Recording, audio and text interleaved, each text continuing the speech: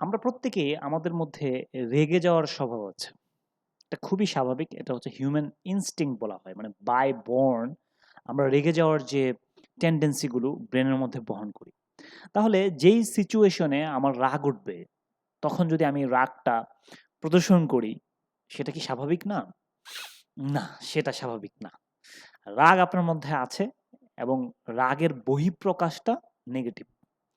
এখন রাগ যদি আমি প্রকাশ করতে না চাই, তাহলে আমাকে কি করতে হবে? রাগটাকে হজম করতে হবে। যদি আমরা রেগে যাই এবং রাগের প্রকাশ করি, তাহলে আমাদের কি হয়? প্রথমত হচ্ছে আমি রেগে গেলে আমার যে জেনারেল সেন্স, কমন সেন্স, এই কমন সেন্সটা কিন্তু ব্রেনের মধ্যে চাপা পড়ে যায়। তখন আমি রাগের বশবর্তী হয়ে আমি যেকোনো একটা কথা কারো সাথে বলে ফেলি, যেটা আসলে পরবর্তীতে আমি রিগ্রেট করি যে না আসলে আমার এভাবে বলাটা ঠিক হয়নি। এবং এটা আমরা ডে টু ডে প্রতিদিনই আমরা ফেস করছি। প্রত্যেকেই। ধরুন এমন কিছু ব্যক্তি আছে যাদের সাথে যদি আপনি রেগে যান, তাহলে ওরকম কোনো প্রবলেম আপনি হয়তোবা ফেস করবেন না। ফর এক্সাম্পল আপনি বাইরে গেলেন, রিক্শাওয়ালার সাথে আপনি রাগলেন, বাসের কন্ডাক্টর অথবা হেল্পারের সাথে আপনি রেগে গেলেন। আপনি সবজিওয়ালার সাথে রেগে গেলেন। হয়তোবা এই সাময়িক কালের জন্য আপনি হয়তোবা রেগে গিয়েছেন, যেটা হয়তোবা খুবই জেনারেল ছিল, নরমাল ছিল, এটা খুবই সিভিয়ার লেভেলে যায় নাই। আপনি হয়তোবা কোনো প্রকারের ক্ষতির সম্মুখীন হন নাই।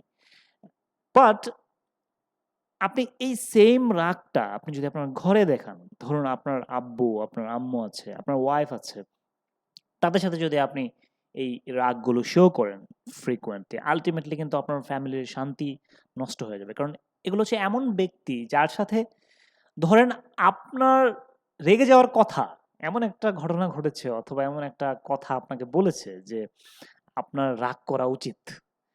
এবং এই বাবা-মা এবং স্ত্রী হচ্ছে ইভেন সন্তান, ওরা হচ্ছে এমন পার্সোনালিটি অথবা আপনার খুবই ক্লোজ আত্মীয়, ধরেন আপনার ভাই, আপনার বোন, আপনার খুব কাছের কেউ, যাদের সাথে রাগ করলে আপনি লিগ্যাল ওয়েতেও যদি আপনি রাগ করেন, লিগ্যাল ওয়েতে বলতে বলেছে আপনি থিঙ্কিং করলেন যে না এটা তো আমার রেগে যাওয়া উচিত ছিল। সেটাতেও আপনি লুজার হবেন। তার মানে এই ব্যক্তিগুলোর সাথে কোনোভাবেই, কোনো প্রকারেই রেগে যেয়ে কোনো কথা বলা যাবে না। যদি আপনার সার্টেন কোনো ইনসিডেন্টে আপনার রাগ ওঠে, তাহলে এটা থেকে বাঁচার উপায় কি? এটা থেকে বাঁচার উপায় হাদিসের মধ্যে দেয়া আছে কোয়াইট ক্লিয়ারলি। রাসূলুল্লাহ সাল্লাল্লাহু আলাইহি ওয়াসাল্লামকে একজন লোক উপদেশ চাইলেন। রাসূলের কাছে উপদেশ চাইলেন যে, "আমাকে কিছু উপদেশ দেন।" রাসূল বললেন যে, "তুমি রাগ করো না।"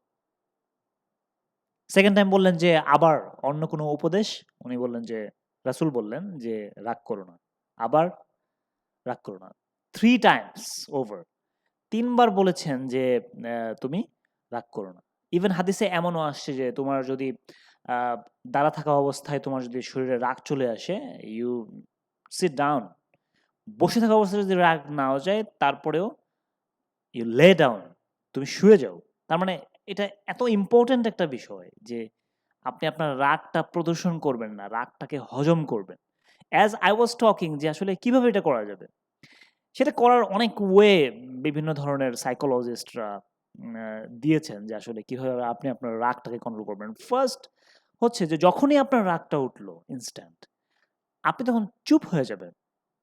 এবং একটা সার্টেন টাইম যার সাথে আপনি রাগ করছেন সে ধরেন আপনাকে অনেক কটু কথা বলছে বা আপনি জাস্ট চুপচাপ থাকেন এবং শুনেন এবং আপনি আপনার ব্রেইনকে ইনস্ট্রাকশন দেন এট লিস্ট ফর 30 সেকেন্ডস।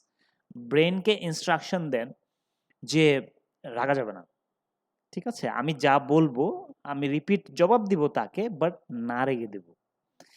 এই ফর্মুলাটা যদি আপনি ফলো করতে পারেন যে রাগ হজম বা ডাইজেস্ট এর প্র্যাকটিস।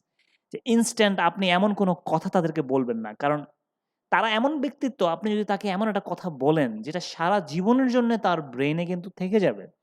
পরবর্তীতে আপনি রিগ্রেট করবেন এবং আপনি চিন্তা করবেন যে ও তো আমার খুবই ক্লোজ আত্মীয় অথবা ও তো আমার আব্বু, উনি তো আমার আব্বু, উনি তো আমার আম্মু, আমার স্ত্রী।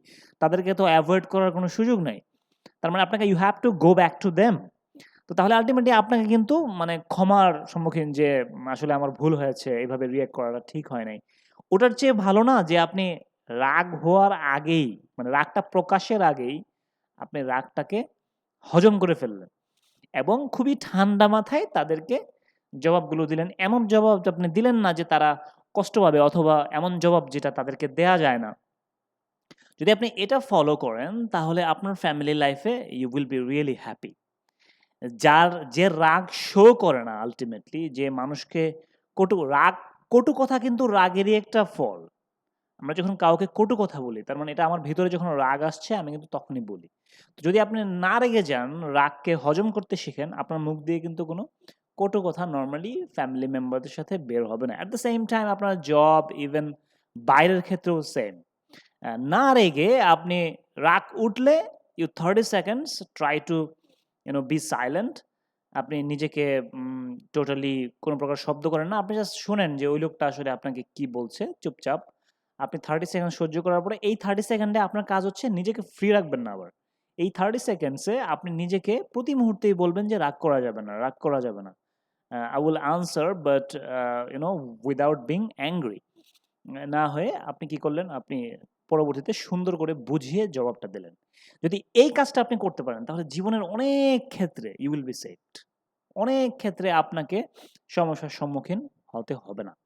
সো আমরা যদি ইসলামের এই প্র্যাকটিসটা, রাসূলের এই নির্দেশটা আমরা যদি ফলো করি তাহলে শয়তান আমাদেরকে নানা প্রকার ক্ষতির সম্মুখীন হওয়া থেকে, শয়তান আমাদেরকে ক্ষতি করতে চায় each and every single moment. তাহলে আমি ওই ক্ষতি থেকে সেভ হতে পারবো যদি আমি জাস্ট এই রাগটাকে কন্ট্রোল করা শিখি। আসুন আমরা সবাই আজকে থেকে এই প্র্যাকটিসটা শুরু করে দেই উইথ এভরিওয়ান, সকলের সাথে, even in your house, your home, at the same time outside. সবার সাথে আমরা রাগটা নিয়ন্ত্রণ করা শিখব। সবার মধ্যেই আসবে রাগ, বাট কেউ কন্ট্রোল করে, কেউ কন্ট্রোল করে না। আমি কন্ট্রোল করব। Thank you.